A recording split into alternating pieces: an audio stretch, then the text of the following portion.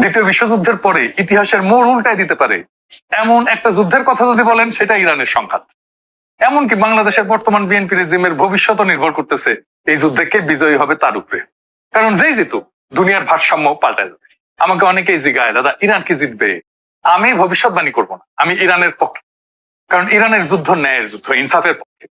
ইরানে মিনাবে সাজারে তায়েবে প্রাইমারি স্কুলে যে মার্কিন বোমা ফেলছে না, প্রায় 200-র মতো মানুষ নিহত হয়েছে, যাদের মধ্যে বেশিরভাগই শিশু। একটা সার্বভৌম স্বাধীন দেশে বিনা কারণে বোমা ফেলে লন্ডভন্ড করে দিল, প্রধান নেতাকে মাইরা ফেললো আন্তর্জাতিক আইন উপেক্ষা কইরা। আর পরদিন বাঙ্গুল্যান্ডে পররাষ্ট্র মন্ত্রণালয় বিবৃতি দিল ইরানকে নিন্দা জানায়। কি পরিমাণে ইসরায়েল আর আমেরিকার হইলে এই কাজ করতে পারে বিএনপি রেজিম? কোনো গ্লানি নাই, লজ্জা নাই। আমেরিকার চাকতে পারছে, এতেই খুশি। এই পৃথিবীতে পাপ আর পুণ্যের বিচার হয় ওই নিষ্পাপ শিশুদের মৃত্যুর জন্য, যাদের মনে একটু মায়া জন্মায় না, তারা যেন ধ্বংস হয়ে গেছে।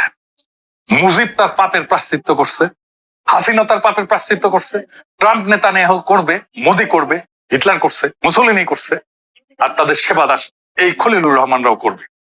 এই বিবৃতি দিয়া খলিলুর রহমান নিজেকে আমেরিকা আর ইসরায়েলের এক নিকৃষ্ট মানুষ হিসেবে প্রতিষ্ঠা করছে।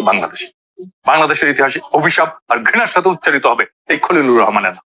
বাংলাদেশে কখনো যদি জনগণের সরকার প্রতিষ্ঠিত হয়, বিশ্ববাসীর কাছে ক্ষমা চাইয়া এই বিবৃতি প্রত্যাহার করা হবে।